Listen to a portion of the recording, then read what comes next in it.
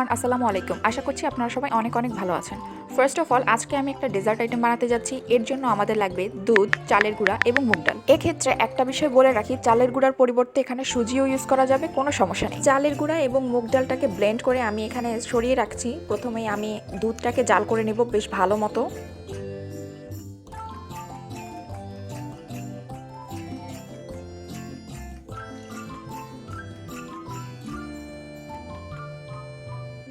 দুধটা ভালো করে ফুটে আসলে সেটাকে আমি নামিয়ে নিয়েছি। এরপর আমি চলে যাব চালের গুঁড়া এবং মুগ ডালের মিশ্রণটিতে।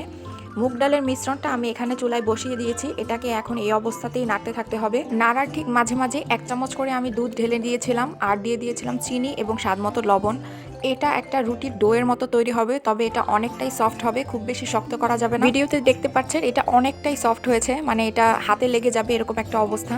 হাতে তেল ব্রাশ করে আমি এখানে ঠিক এরকম গোল গোল করে লেচির মতো বানিয়ে নিয়েছি। সেই সাথে এগুলোকে ভাজার জন্য আমি কড়াইতে তেল গরম করতে দিয়ে দিয়েছি। এবার বানিয়ে রাখা লেচিগুলো আমি একে একে সবগুলো ভেজে নিব। মিষ্টি বানানোর ক্ষেত্রে আমরা যেমন দেখি অনেক সফট এবং গোল গোল রাউন্ড শেপে হয়, এটা হচ্ছে গিয়ে সেটারই মতো, শুধুমাত্র এটা চ্যাপ্টা আকৃতির হবে।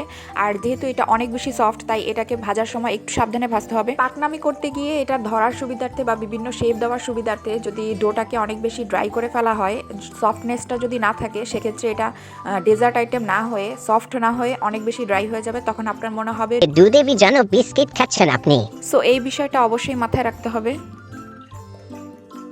দেখতেই পাচ্ছেন এই পার্টটাতে এটা দেখতে অনেকটা ফুচকার মতো মনে হচ্ছে, একটু ফুলে ফুলে আসতে। এরকম ব্রাউন কালার যখন হয়ে আসবে তখন আমি একে একে সবগুলোকে তুলে নিব।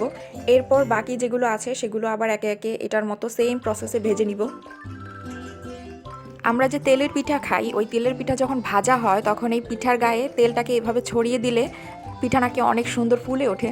সো আমি এখানে ওই প্রসেসটাই কাজে লাগাচ্ছিলাম, গায়ে গরম তেল এভাবে ছুঁড়ে ছুঁড়ে দিচ্ছিলাম যাতে ও একটু ফুলে। এরপর খেয়াল করলাম যে হ্যাঁ, আসলেই একদম ফুচকার মতো গোল গোল কি সুন্দর সবগুলো ফুলে উঠেছে। তো এগুলো ভাজতে ভাজতে দেখলাম যে প্রায় সন্ধ্যা হয়ে আসছে। আমার প্ল্যান ছিল যে আমি মাগরিবের আগে এই কাজটা কমপ্লিট করব। এখন পর্যন্ত বাইরের অবস্থা দেখে মনে হচ্ছে যে আসলে টার্গেট টাইমের আগেই কাজটা কমপ্লিট হয়ে যাবে, দেখা যাক কি হয়।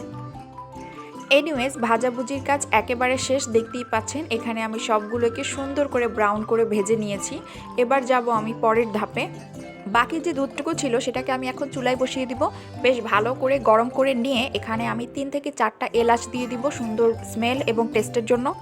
এরপর আমি এখানে 2 টেবিল চামচ চিনি দিয়ে দিয়েছি। চিনিটা একদমই আপনাদের টেস্ট অনুযায়ী, আপনারা কম বা বেশি যে যেরকম মিষ্টি পছন্দ করেন সেরকম অনুযায়ী দিতে পারেন, কোনো সমস্যা নেই।